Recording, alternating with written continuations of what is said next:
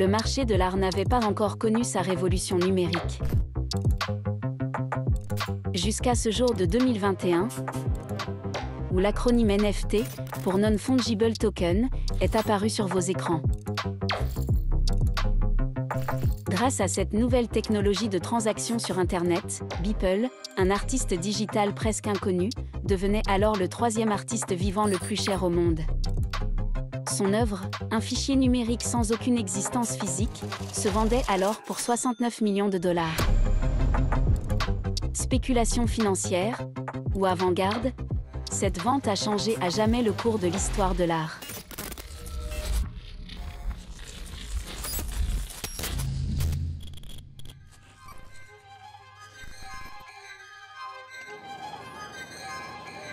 Les révolutions digitales ont souvent connu la même trajectoire. Internet devait être un espace de liberté, dénué de toute forme de contrôle. Les réseaux sociaux devaient faciliter la communication et rapprocher les humains. Mais tout ne s'est pas passé comme prévu. Business des données personnelles, surveillance de masse, addiction aux écrans. De vos utopies technologiques, il ne reste presque rien. Les NFT, ou jetons non fongibles en français, promettent de métamorphoser le marché de l'art. Moins d'intermédiaires. Plus d'argent pour les artistes, moins de barrières à l'entrée pour les collectionneurs. Cette révolution digitale connaîtra-t-elle le même destin que bien d'autres avant elle? Laissez-moi vous guider dans les méandres de ces futurs possibles.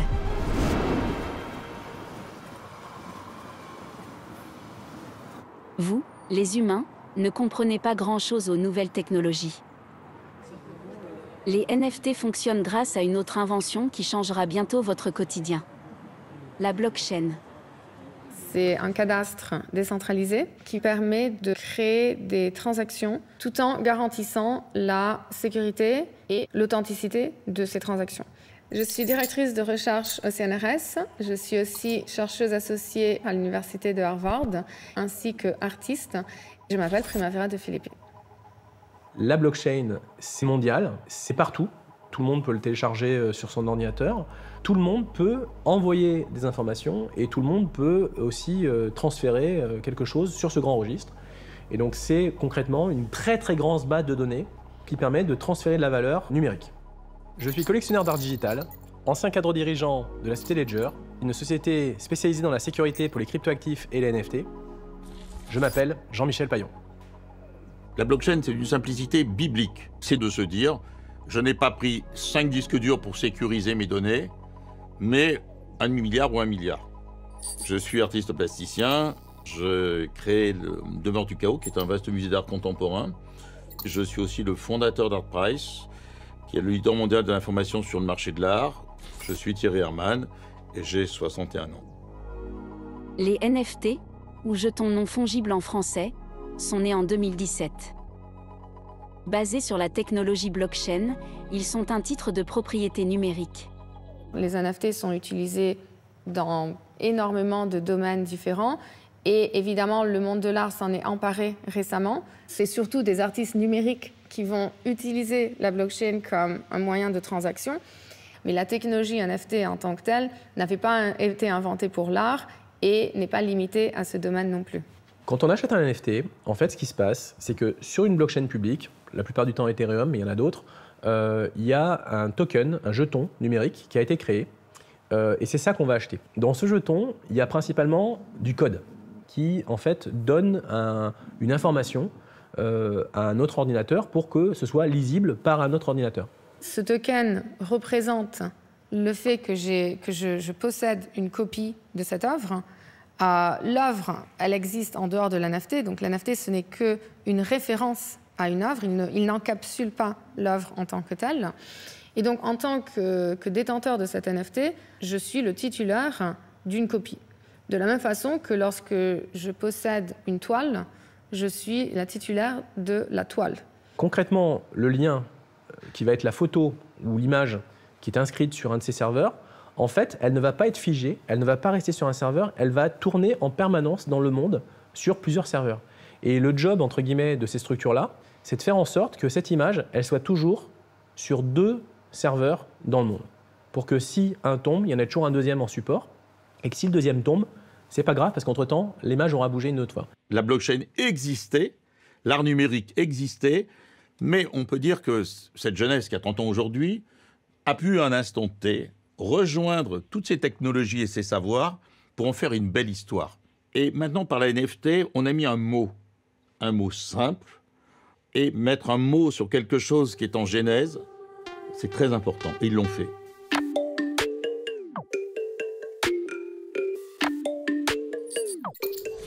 L'univers des NFT abrite toutes les formes d'art numérique qui existent aujourd'hui. Photos, vidéos, pixel art ou art généré à l'aide d'intelligence artificielle. Les possibilités sont infinies. Mais les NFT ne sont pas qu'une technologie. À l'origine, ils sont aussi un projet idéologique. Les jetons non fongibles ont été pensés comme un système alternatif au monde de l'art traditionnel. Art is a rich man's game. I'm fucking fed up with this bullshit, you know? You have a power imbalance in society. We need to destroy that. And artists are the ones to do it. I'm a crypto artist and writer, and I've been in the crypto art world since 2016. I'm Stella Bell. One of the big aspects of the crypto art movement is that we return to the concept of peer-to-peer. It was more about sharing knowledge, me to you and you to your friend. Corporations had no part of this scenario because when someone buys my art, we're bypassing the galleries, for example. It's just me to the collector and you get rid of all the middlemen. Historiquement, ce marché s'est constitué autour de valeurs qui sont fondamentalement opposées à celles du marché de l'art. Je suis historienne de l'art, curatrice, et je travaille sur l'histoire technique, culturelle et artistique des interactions entre l'art et la blockchain, et je m'appelle Léa Duhem. Ce qu'il est important de comprendre, je pense, quand on parle du marché des NFT, c'est la continuité des recherches qui ont débuté à la fin des années 80 et dans les années 90 et qui ont été menées par les cypherpunks, qui sont donc des groupes d'informaticiens qui ont œuvré pour le développement et la démocratisation des technologies de chiffrement, donc la cryptographie.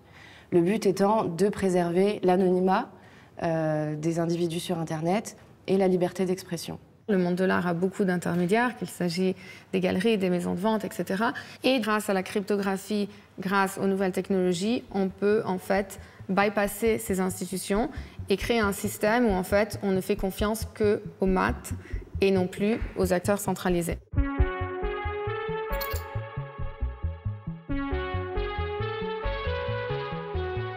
En offrant un système décentralisé, les NFT bouleversent les rapports de force entre les grands acteurs du marché de l'art. L'artiste reprendrait le pouvoir. C'est indiscutable, les NFT sont un changement de paradigme. Ça veut dire qu'à nouveau, l'artiste se retrouve au centre du marché de l'art. Ce marché de l'art se divise en 3 périodes. D'abord, la commande vient de l'Église. L'image homme-dieu, l'Église a le monopole des commandes. Puis, entre le 16e et le 18e, viendront les commandes des princes de sang. On est toujours devant l'artiste qui est prisonnier de la commande. Quand on approche le 18e, le marché de l'art s'affranchit des princes de sang et des princes de l'Église pour devenir un véritable marché. Et l'artiste, à travers son atelier, les ventes d'ateliers, à travers les auctionnaires, ce qu'on appelle les maisons de vente, commence à vendre, commence à avoir une réalité commerciale. L'artiste devient le centre même du marché de l'art et de l'histoire de l'art. Et peu à peu, les marchands vont arriver. Et à nouveau, l'artiste sera sous la tutelle, et le mot est encore sympathique, des grands marchands d'art, qui désignent ou non tel ou tel, par des mains bénies, tel ou tel artiste. Un marchand d'art puissant s'appelle un market maker. Les NFT, c'est un rééquilibrage du pouvoir. Les artistes qui étaient les prolétariens du système deviennent aujourd'hui l'égal des market makers. The crypto art world is different. We exist as independent people, and we have a different mission. Their mission is to make money, right? That's their main mission. I mean, we all need to make money. However, The crypto artists, we have a philosophy which is different than they've ever had to deal with because we have the power to create our own galleries, our own everything, right? So they need to pay attention to us. En plus de renverser la table, les NFT créent de la rareté dans un monde sans fin. Jusqu'ici, les fichiers numériques étaient duplicables à l'infini. Aujourd'hui, cette technologie permet de créer un fichier unique, l'œuvre originale. La vraie révolution, ce n'est pas le fait que les artistes peuvent vendre des œuvres sur Internet. Ça, l'Internet nous l'avait déjà permis. La vraie révolution, c'est que des artistes numériques qui jusqu'à présent n'avaient absolument pas la possibilité de vendre des copies de leurs œuvres peuvent désormais vendre des copies uniques et authentiques d'une œuvre numérique, ce qui est absolument inédit. L'histoire de l'art comprend les multiples comme étant le principal scandale, très très loin devant la contrefaçon qui est une anecdote à côté. L'œuvre d'art est un bien unique. D'accord ? C'est pas pour rien qu'on parle de la singularité de l'œuvre d'art. Pour autant, les multiples ont toujours existé. Qu'est-ce que les multiples ? C'est ni plus ni moins que les estampes, les gravures, les lithographies, les sérigraphies, les photos et les multiples des sculptures. Mais on sait dans l'histoire de l'art que lorsqu'on met la main dans un multiple, le multiple explose littéralement et fragmente la cote de l'artiste instantanément. Pourquoi ? Parce que grande est la tentation, dans les multiples, de faire plus de multiples que prévu. Lorsqu'on va créer un multiple, qui est une œuvre d'art, le NFT sur le blockchain, on a la certitude que l'artiste ou l'ensemble de son entourage, ou des tierces, ou des gens mal intentionnés, ne pourront pas dépasser le nombre émis par l'artiste. Jamais les acheteurs, collectionneurs, amateurs, mais aussi professionnels de l'art, n'auront eu autant de sécurité avec la blockchain. Et ça, c'est quelque chose qui révolutionne le marché de l'art. Grâce à la blockchain, les NFT résoudraient donc l'un des plus anciens dilemmes du marché de l'art. Produire plus, pour gagner plus, est désormais réellement possible. Mieux, la technologie pourrait même permettre une meilleure redistribution des richesses.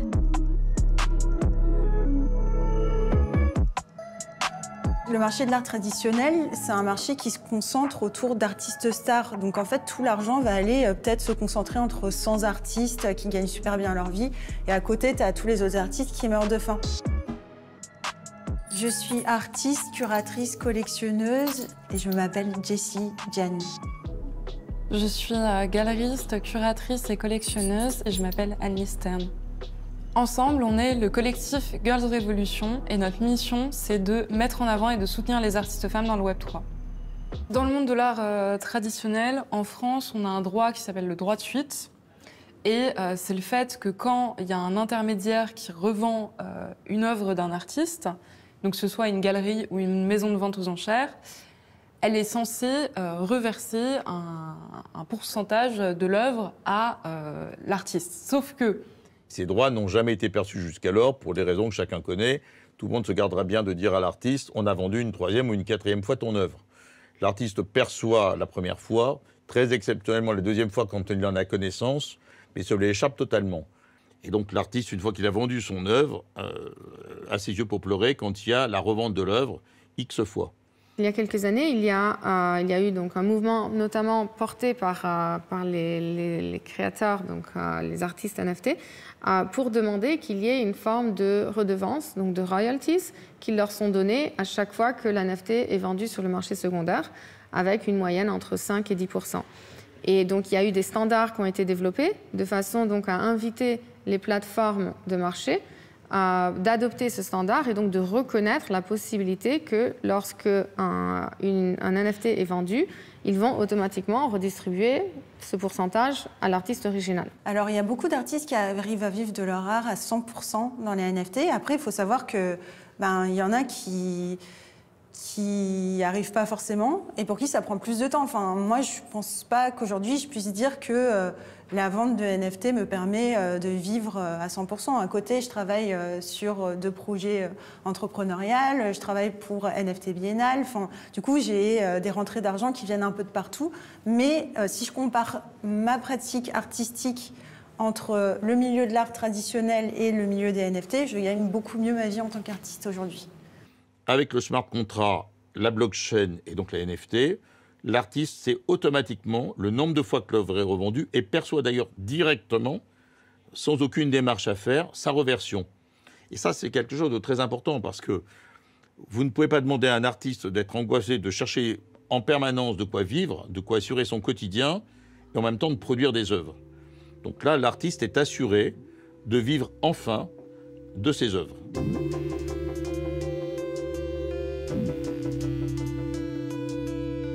Plus d'argent pour les artistes, moins de pouvoir pour les géants du marché. Et si les NFT étaient enfin un projet de décentralisation réussi? Une révolution digitale vertueuse et plus égalitaire? D'abord confidentielle, la technologie NFT va rapidement se propager. Et un événement majeur va tout bouleverser. En mars 2021, il y a une vente qui va avoir lieu à la maison de vente aux enchères Christie's qui va faire énormément de bruit, à la fois dans le monde de l'art et tout simplement dans la sphère médiatique de manière générale. Il y a une œuvre d'un artiste qui s'appelle Beeple, qui est vendue au format NFT. En fait, c'est-à-dire que tous les jours, pendant plusieurs années, il réalisait un dessin numérique par jour. C'est une sorte de frise numérique qui rassemble tous ses dessins. Et le truc, c'est que cette œuvre va faire un record absolument énorme. Elle s'est vendue 69,3 millions de dollars. Tout d'un coup, cet artiste que pratiquement personne ne connaît dans le monde de l'art, que peu de gens finalement connaissent dans l'univers aussi, en dehors du monde de l'art, devient le 3e artiste vivant le plus coté au monde. Avant cet événement-là, à la fois côté créateur, artiste et côté collectionneur, c'était un tout petit secteur, un tout petit monde, avec peut-être, honnêtement, 10 000 personnes. C'est un peu comme avant Jésus-Christ et avant Beeple, en fait. Et la vente de Beeple s'est faite avec l'approbation des pairs du marché de l'art. Et là, on va changer de dimension.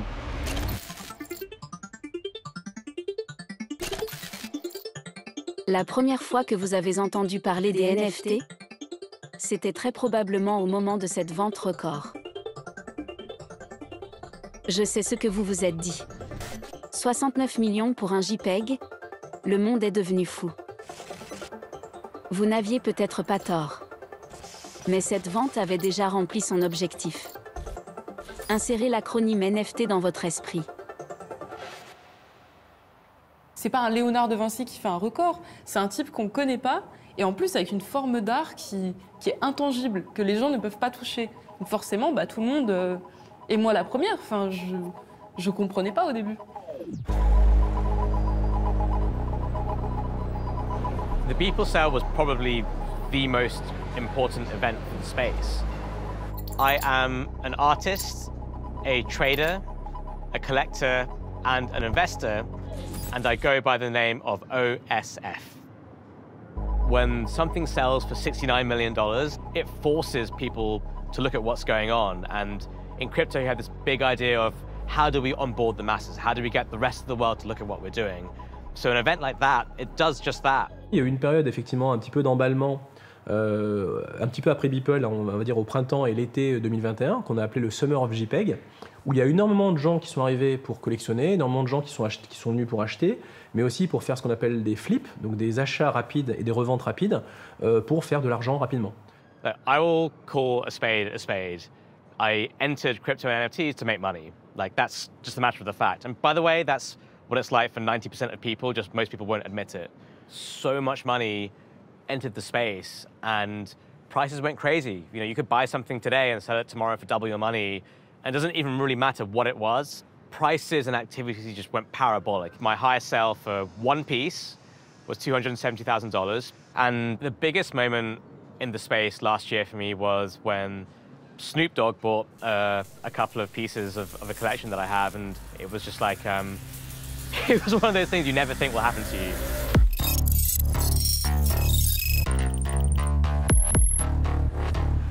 L'appât du gain vous a une nouvelle fois fait perdre la raison. Avec la vente de Beeple, l'écosystème NFT devient le nouvel Eldorado des crypto-enthousiastes. Pour répondre à la demande, les projets se multiplient. Avec eux, les PFP, pour photos de profil font leur apparition. I'm Crypto Novo, and I dress just like my CryptoPunk. CryptoPunk 3706. Produite en série limitée et souvent conçue à l'aide d'algorithmes ou d'intelligence artificielle, ces images s'arrachent parfois pour des dizaines de millions de dollars.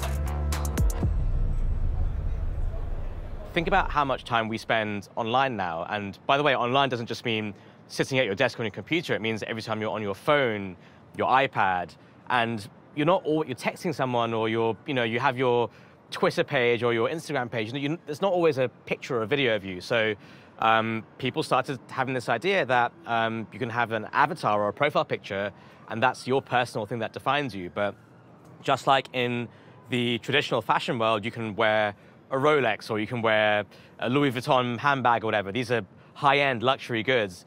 That same concept can transpose to the digital world where this is a CryptoPunk or a Bored Ape and this is a high-end luxury profile picture or avatar. The CryptoPunks was the original PFP, right? And then you had a lot of copycats come in because they saw that, wow, we can make $1 million in one day. So you had so many people come in and try to replicate that because the money it was flowing in 2021 everywhere. It was going in all directions, right? I was on Twitter, like kind of drunk, and I saw this thing called Bored Apes. The official title of Bored Apes is Bored Ape Yacht Club, right? And the idea is that if you own one of these apes, you get access to the clubhouse they're building in Miami, or the party they're having with Snoop Dogg, or the really limited edition clothing and merch drop that you want to buy. You get access to all of these and benefits from owning this NFT. Les Bored Ape, je les ai achetés au début, donc ça valait pas grand-chose, quasiment rien. Une centaine, peut-être 200 € à l'époque.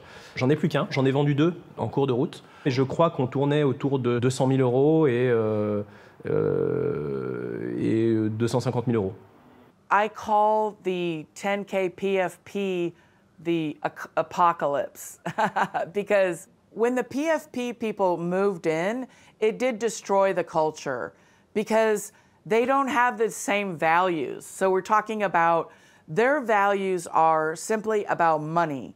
That's all that their value, that's it. I have nothing in common with these people. These people are the reason that I left the regular society and went into crypto art in the beginning. Ces projets NFT ne sont pas créés par des artistes, mais par des entreprises du Nouveau Monde, à grand renfort de campagne marketing. Quand l'artiste n'est plus, quand algorithmes et intelligence artificielle remplacent la main de l'homme, peut-on encore parler d'art ? Très souvent, le prix très élevé qui est atteint fait en quelque sorte fonction d'écran et empêche de se poser la question de finalement qu'est-ce que l'on nous propose, qu'est-ce que l'on nous donne à voir. Je suis professeur de sociologie de l'art, membre senior de l'Institut universitaire de France. Je suis critique d'art, commissaire d'exposition et je m'appelle Alain Quemin. C'est justement en développant toute une rhétorique qui cherchait à rattacher par exemple l'œuvre de Beeple à l'univers artistique qu'il a été possible finalement d'atteindre le prix record absolument faramineux de 69 millions de $. Il s'agit clairement d'un positionnement marketing, mais qu'il s'agisse des Bored Apes, donc des singes blasés, ou des CryptoPunks, qu'il s'agisse également des 5000 premiers jours de Beeple, il est difficile de considérer actuellement que ces créations ont leur place dans un manuel d'histoire de l'art, justement du fait de leurs caractéristiques formelles qui sont souvent assez pauvres. Et jusqu'à ce jour, malheureusement, non, je n'ai pas vu de création qui me semblerait suffisamment intéressante pour justifier qu'elles soient considérées comme des formes d'art à part entière. NFTs are a brand new medium. It comes with brand new genres. It comes with brand new culture. So my counterpoint to any traditional collector saying, I don't appreciate the art or I don't get it, is because, yes, you literally don't get it because you don't understand what this means and what it defines. And as I said at the beginning, right, we spend so much of our lives and our time online. And this is literally art that defines that culture. I genuinely think this is going to be a big, like, genre-defining period of art. You just have to realize it. Pour ceux qui ont un peu suivi l'histoire de l'art, Il se rappelle que même à la fin des années 70, quand Andy Warhol produisait des grandes quantités de sérigraphie, la plupart des critiques d'art trouvaient que ce n'était pas de l'art. Et puis surtout, comme il produisait ça de façon industrielle, avec une intervention extrêmement fine de l'artiste, à part au niveau créatif à l'origine, beaucoup encore une fois, de musées, de collectionneurs et de critiques d'art trouvaient que ce n'était pas de l'art. Bon, aujourd'hui, je pense que personne ne peut dire que Warhol, ce n'est pas de l'art. Les Keith Haring, les Jeff Koons de 2030-2040, ce sont des artistes digitaux. Il y en a peut-être autour de nous aujourd'hui. Probablement que Beeple en fait partie. Et donc, on est dans une nouvelle ère. Il faut apprendre à vivre avec son temps et plutôt être dans le futur que dans le passé. Le jugement de l'histoire de l'art nécessite généralement quand même certaines années. Et je vous disais tout à l'heure que dès que les NFT sont apparus, tout de suite, immédiatement, leurs promoteurs ont prétendu les intégrer, les insérer dans le marché de l'art, parce que c'est là que les bénéfices les plus importants pouvaient être escomptés. Entre le monde de l'art contemporain et celui des NFT, c'est un peu « je t'aime, moi non plus ». La vente de Beeple est pourtant arrivée par l'entremise de Christie's, un des plus vieux acteurs du marché. Certains y voient une validation, d'autres de l'opportunisme. La maison de vente aux enchères était justement un des intermédiaires que les NFT devaient contourner. En fait, l'ironie de tout ça, c'est que malgré justement les revendications initiales qui étaient de dire on peut s'émanciper de ces intermédiaires traditionnels tels que les galeries et les places de marché ou les enchères, en réalité, le monde des NFT ne fait que répliquer les dynamiques de l'art traditionnel. Tout changer pour ne rien changer. C'est-à-dire que les market makers, les premiers, ont parfaitement compris que les NFT allaient dévorer le marché de l'art. Et les premiers se sont placés au bon moment.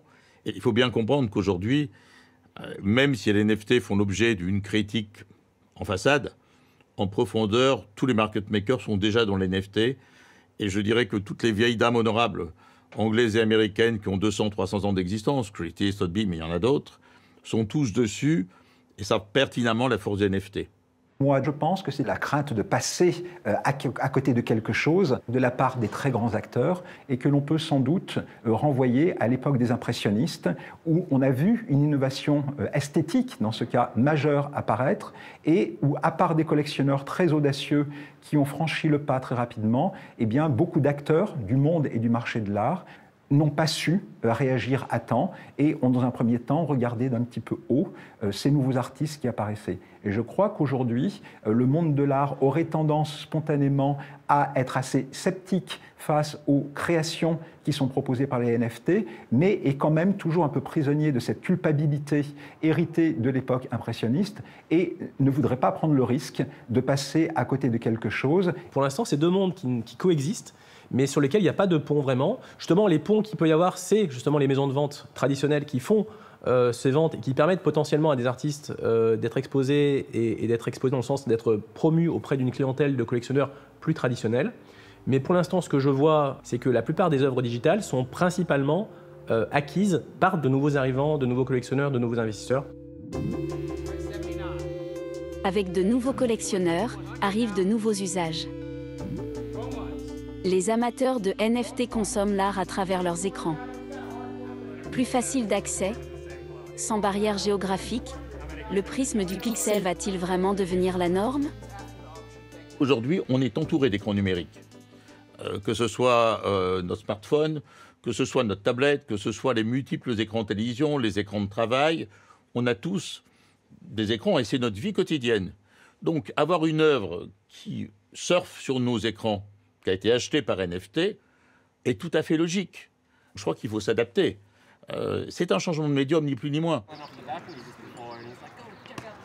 It's really about meeting the attention span of a new generation and responding to digital culture in time. Our virtual reality museum, it's an experimental playground for all of these adventures in art and tech. I am the co-founder of the Museum of Crypto Arts. I'm a provocateur, an instigator, a collector of crypto arts, and I'm Colborne Bell. The concept of the museum was born of this desire to make these digital worlds beautiful places. I mean, if you think about the traditional art structure, right, it's very hierarchical. You know, there are designated museum curators. What we are really building is a tool set that empowers almost anybody to be their own museum. I am not the curator. There is no curator. It's, you know, me in a group of now 100 other people that are showcasing their own collections and their work. For me, the most powerful moment in this journey was when I first stepped into virtual reality and began to see these works at size, at scale, when I began to, you know, blow them up to whatever, 30 meters, and could go like pixel close and could begin to develop like architectures that complemented the artwork, that, you know, defied gravity. It's all about kind of reawakening the imagination of the participants and be able to transcend physical borders so that people can be exposed again to all sorts of art from all around the world.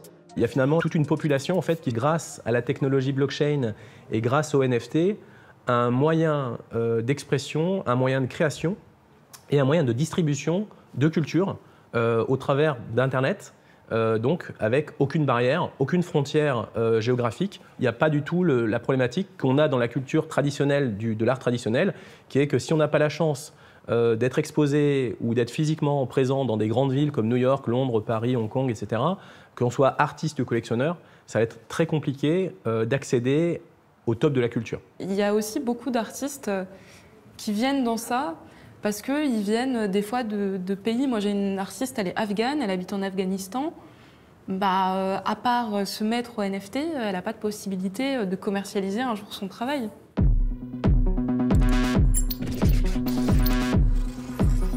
Dans un monde de l'art dématérialisé, le commerce des œuvres est mondial et instantané. L'art se partage en un clic. Copier. Coller. La reproduction des œuvres serait une catastrophe dans le marché traditionnel. Mais pas dans celui des NFT. Car le rapport à la rareté est bouleversé.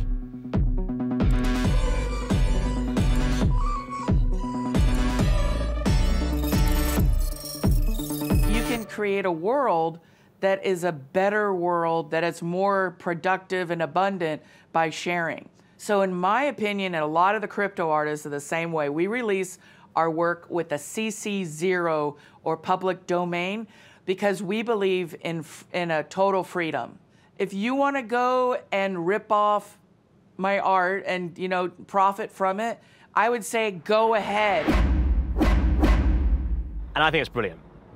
I think it's absolutely brilliant, and I think thinking of it as a limitation or a downside is a very archaic way to view it, because look, if I can create something that goes viral and something that people want to use, posting it here and posting it there and displaying it in as many places as possible, that helps me cast a wider net through the power of people, and it also empowers people. Like, people have made derivatives of my artwork and made money from it, and for me, that I'm like, great, like, that's so good that someone could just like copy my art and make money from it. Like, yeah, go ahead and do it. And here's where the blockchain stuff, this is where the crypto art ethos comes in to play. When you mint your art and someone reproduces it and they make 1 million, you know, copies of it, I have the record of when I made it and potentially who bought that artwork in the beginning. Et finalement, cette œuvre-là, si d'autres personnes la copient, pour moi, c'est très positif, parce que au plus cette image va être partagée dans le monde, au plus les gens vont s'habituer, au plus les gens vont finalement l'aimer, pour un certain nombre, et au plus quelques-uns voudront la collectionner. Le raisonnement paraît logique. Mais il est très dépendant de la conjoncture. En économie, rien n'est immuable.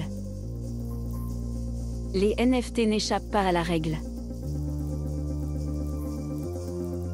Au printemps 2022, il y a eu toute une succession de crises dans le secteur de la crypto, avec plusieurs entreprises, que ce soit Terra Luna, Celsius, et puis un petit peu plus tard FTX, qui est un très gros exchange, sont tombées, donc ont fait faillite.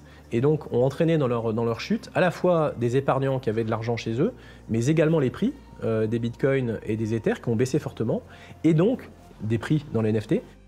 Prices were down 60, 70, 80% from their highs, and volumes were down 60, 70, 80% from their highs in 2022. Depuis que le marché des NFT, en même temps que celui des crypto-monnaies, a connu un reflux extrêmement important, on voit que les gens se questionnent bien davantage sur les NFT et beaucoup de gens se sont demandé à ce moment-là s'il ne s'agissait pas d'une bulle spéculative.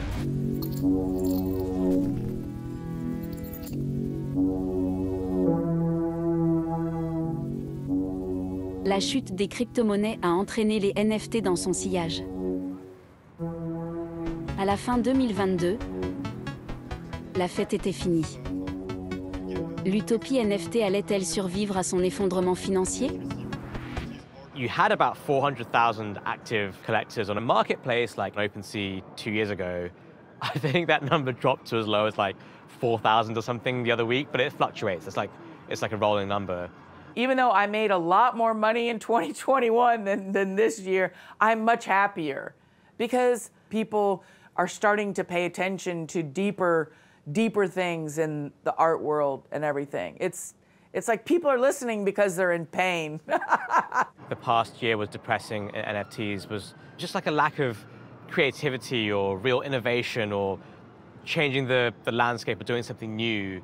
And I felt like because things were so quiet, people were just bringing up old stuff, and I would just like to see more innovation and more creativity, I think. The first thing I started noticing was that the big scam artists have left, okay? They're like, oh, I'm taking a mental health break. So we see with the bear market, what happens is that all the people that were just there to make as much money as fast as possible, a lot of those people have left. So it's a big flushing out. Le marché de l'art, c'est des marchés financiers en 10 fois plus cruels et 10 fois plus intelligents. La bulle des NFT ne fait qu'obéir à une histoire vieille comme le monde, hein, qui est dès qu'il y a un nouveau marché qui se crée, il y a une bulle qui se crée. Elle a ce qu'on appelle en termes macroéconomiques une correction. Et une fois que la correction est établie, on part sur des bases saines. Quand l'argent ne coule plus à flot, la concurrence se fait plus rude.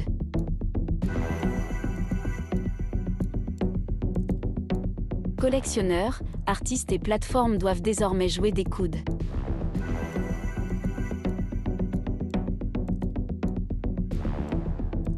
Les premières victimes de la guerre des prix seront les royalties. One of the best things originally about NFTs was this idea of royalties being built into the smart contract. Where that changed and where that went downhill was that it wasn't actually enforceable in the smart contract. So was it false advertising? I mean, I guess you could say so. Si moi je suis un collectionneur qui n'a pas du tout envie de donner 10% de mes gains à l'artiste, qu'est-ce que je vais faire? En fait, je vais faire deux contrats. Je vais faire le contrat effectif de l'NFT où je vais vendre l'NFT pour 5 balles. Et puis à côté, j'aurai un autre contrat où en fait tu vas me donner 5 millions. Le smart contract ne sait pas que j'ai fait une transaction de 5 millions. Il pense que j'ai vendu le NFT à 5 $ et donc il va donner 10% de 5 $. Et donc ce qui se passe, c'est que la personne qui va créer l'NFT va inscrire en forme de métadonnées quelle est la quantité de royalties désirée.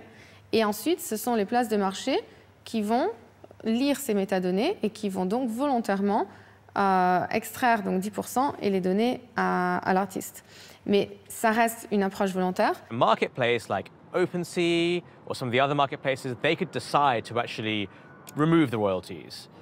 And that's what they did. It became this idea of price competition. There was this thing called the marketplace wars. Hey, come and trade on our marketplace because as a buyer or as a seller, you don't have to pay royalties. So it was great for buyers and sellers, but who got hurt in the end? The artists and the creators themselves, which I think was a massive, massive shame. Depuis en fait qu'il y a eu le crash, les dynamiques de pouvoir ont un peu changé et effectivement aujourd'hui en discutant avec des artistes, certains artistes ils vont choisir de ne pas mettre les royalties eux-mêmes parce qu'ils ont une crainte que les collectionneurs vont plutôt favoriser ou prioriser d'acheter des NFT dont il n'y a pas de royalties.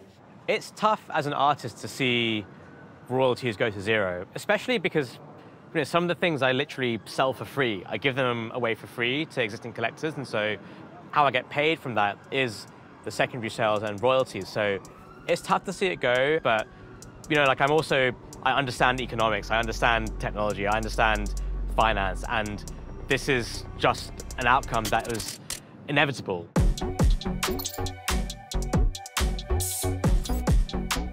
En 2023, les rapports de force ont changé. Les artistes ne sont plus au sommet de la chaîne alimentaire. Ce sont désormais les plateformes de marché qui dictent leurs règles. Après le temps de la décentralisation, vient celui de la recentralisation.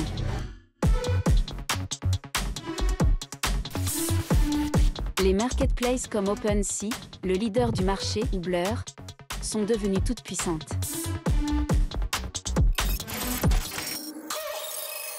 Aujourd'hui, où on a plus d'artistes NFT qu'on a d'acheteurs NFT, tout d'un coup, ça devient plus compliqué puisque maintenant, la concurrence, elle se fait plutôt par rapport à l'artiste qui veut être sur la plateforme plutôt que la plateforme qui a besoin des artistes. Un artiste, il doit se baser sur une de ces plateformes existantes. Les plateformes qui ont le plus de visibilité sont évidemment les plus intéressantes. Et donc, en fin de compte, il y a de nouveau une réémergence de ces grands acteurs centralisés qui, en réalité, sont en train de répliquer exactement le même modèle qui existe dans le monde de l'art traditionnel. For the most part, the corruption has already happened. Because I think the venture capitalists are probably the main reason that OpenSea is the way it is right now. Because the venture capitalists move in and kind of maybe dictating what they need to do. Because the venture capitalists, all they care about is the numbers going up, right? So they've already corrupted it. C'est le jeu traditionnel où on a des acteurs qui vont essayer de devenir des acteurs dominants, qui vont détenir une grande portion du marché et donc qui vont pouvoir se permettre des comportements qu'ils n'auraient pas pu se permettre auparavant et qui en fait vont dicter quels sont les termes, quelles sont les quantités de royalties, etc., indépendamment en fait de la volonté des utilisateurs. OpenSea, boîte américaine, a quand même décidé un jour d'interdire l'accès à sa marketplace à tous les artistes iraniens. Donc ça pose d'autres problématiques qui sont des problématiques qu'on peut apparenter à de la censure, et on est assez loin de la décentralisation. À tout moment, cette plateforme peut aussi changer les termes d'utilisation. Et donc, si moi, j'ai acheté l'NFT au temps zéro, où les termes disaient que j'ai le droit de réutiliser l'œuvre parce que j'ai des droits d'auteur associés, et puis au temps T2, les termes d'utilisation ont changé, en fait, quels sont mes droits? Est-ce que tout d'un coup, ma licence a été révoquée parce que les termes ont changé? Est-ce que parce que je l'ai acheté avant, j'ai quand même les droits, mais en fait, comment est-ce que je fais approuver tout ça? Et ça crée pas mal de questionnements juridiques, puisqu'on est en train de donner aux places de marché le pouvoir de décider quels sont les droits que les acheteurs de ces NFT vont pouvoir revendiquer. Comme cela était déjà arrivé avec Internet, vos rêves de décentralisation deviennent un cauchemar éveillé. Votre avidité de pouvoir et d'argent trouve toujours un moyen de corrompre vos utopies. À la manière des faussaires qui ont fini par trouver une faille dans la blockchain. On l'appelle le problème de l'oracle. La blockchain ne peut savoir que ce qui se passe sur la blockchain. Donc, une fois que quelque chose a été déployé sur la blockchain, il y a la règle du protocole. Donc, la blockchain va s'assurer qu'aucun token ne sera reproduit de façon illégitime. Mais la blockchain ne peut jamais aller savoir est-ce que la création de l'NFT en tant que telle est légitime. On a construit à travers les NFT et la blockchain et le smart contract vraiment quelque chose qui sécurise le marché de l'art comme on n'a jamais été sécurisé depuis sa naissance. Mais pour autant, il manque la porte d'entrée. En gros, on a un véritable château fort, mais avec une fragilité, c'est qu'on a des portes latérales qui sont en bois sans serrure. Le problème, c'est quand ce n'est pas l'artiste lui-même, mais c'est quand d'autres personnes vont prendre la photo de l'artiste ou l'image et vont créer un NFT en prétendant qu'il s'agit d'un NFT original. Une fois que le token a été créé, on ne va pas pouvoir l'éliminer. Il est là et il va rester sur la blockchain pour toujours. Et donc, c'est les plateformes, donc les places de marché, etc., qui vont identifier est-ce qu'il s'agit effectivement d'une œuvre légitime ou d'un NFT légitime ou pas. Aujourd'hui, les plateformes ne demandent que de promettre en tant qu'utilisateur que nous sommes effectivement l'auteur de l'œuvre que l'on est en train de mettre en ligne, mais il y a beaucoup d'acteurs qui vont dire oui et puis en réalité, ils vont mettre les œuvres des autres. C'est surtout le problème des plateformes dont certaines ont fait preuve d'une très grande malhonnêteté et on les fait faire n'importe quoi, n'importe comment. C'est pas pour rien qu'OpenSea, sont les sites eux-mêmes, avouent avec beaucoup de candeur que 80% des œuvres sont fausses et du moins les personnes qui les ont émises ne détenaient pas les droits. En fait, c'est une nouvelle forme de contrefaçon. C'est plus la contrefaçon de la reproduction, c'est la contrefaçon en fait de la création. Scamming is a problem in the space, and I don't have the exact numbers, but I think like people collectively, millions of dollars, hundreds of millions of dollars have probably been siphoned out of people and scammed by bad actors. So you just can't have something like that happen if you want mass adoption. I know it goes against some of the ideas of decentralization, but what do you want? Like, do you want this space to grow and have more people using it and appreciating it? Or do you just want to have this like utopian idea of something that's good, maybe will work but won't work kind of thing? And so I think responsible regulation to actually protect consumers, that would be good for the space. Il faut des certificateurs qui indiquent bien que l'émission initiale de l'NFT est bien faite par la personne, soit par l'artiste, soit par ses ayants droit, mais que la personne dispose de tous les droits de propriété intellectuelle. Faire appel à un tiers de confiance, une autre forme de centralisation. Et si les NFT n'étaient qu'une révolution de palais?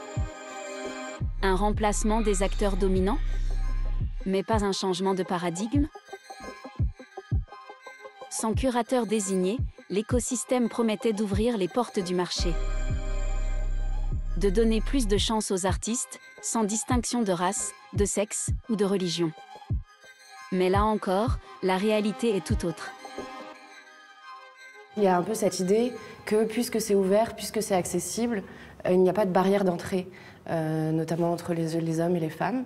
Sauf que ce discours-là nie en quelque sorte toutes les réalités sociologiques qui précèdent la blockchain, parce que c'est un mélange entre le milieu de la finance, de l'informatique et le milieu artistique aussi. Et ce sont des milieux dans lesquels il y a des barrières d'entrée pour les femmes. C'est un monde qui est largement dominé par les hommes, même s'il y a beaucoup d'initiatives qui cherchent à ouvrir ces milieux. Mais on arrive tous avec des backgrounds qui sont hyper différents, on arrive tous avec des moyens financiers qui sont hyper différents. Et même l'accès à Internet, c'est un truc auquel on ne pense pas, nous, ici. Mais par exemple, moi, je travaille avec une artiste iranienne. Une semaine sur deux, des fois, elle n'a pas accès à Internet. Donc, est-ce qu'on peut considérer qu'on est tous sur un même pied d'égalité? Dans la réalité, pas du tout. Les jetons non fongibles devaient métamorphoser le monde de l'art. Mais la révolution annoncée est déjà mise à mal. Décentralisation, sécurité, royalties, les promesses d'un jour nouveau sont en grande partie oubliées. Alors, qu'en restera-t-il? Un chapitre dans un manuel d'économie? Ou bien dans la grande histoire de l'art? Les NFT sont incontestablement rentrés dans l'histoire de l'art, et j'aurais envie de dire par la grande porte. C'est l'incarnat de toute une philosophie, de tout un mode de vie sociétal, de toute une science, de l'Internet qui est devenu le plus gros média de l'humanité. Et je pense que les NFT incarnent ce tout. Ce qui fait la fragilité des NFT, c'est la simplicité de beaucoup de ces œuvres, du moins des œuvres qui sont les plus en vue. Si on se détache de cette esthétique très empruntée donc à la bande dessinée ou aux jeux vidéo, eh bien, que restera-t-il de ces formes-là? Je pense qu'il n'en restera pas grand-chose. If NFTs are a fad, then I will be the last person here and I'll turn the light off when everybody leaves, you know? It's too good, it's too enjoyable, the people are too brilliant, and it's frankly just like the most exciting, beautiful thing that I have ever seen and probably will ever be able to participate in. People are more and more attached to digital objects instead of physical ones. Now, physical art will always be there, but the digital art world is going to expand because we all have this want and desire and need to collect things that we love. Les dynamiques du monde de l'art sont en train de re-rentrer dans ce monde qui était auparavant beaucoup plus utopique. Mais il y a toujours l'avant-garde qui essaye d'échapper au monde de l'art et puis le monde de l'art qui essaye de récupérer l'avant-garde et donc une nouvelle avant-garde qui doit naître, etc.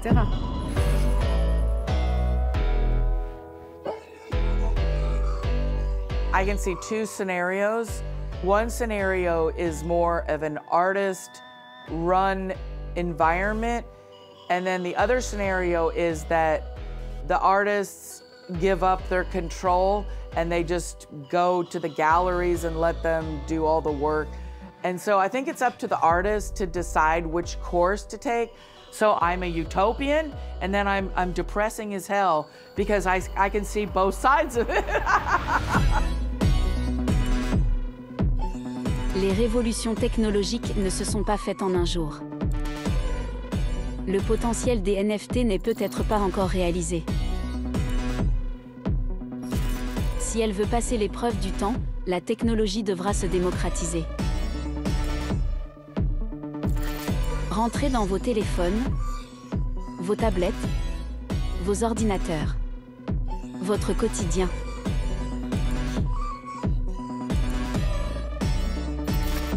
En d'autres termes, c'est vous qui écrirez l'avenir des NFT.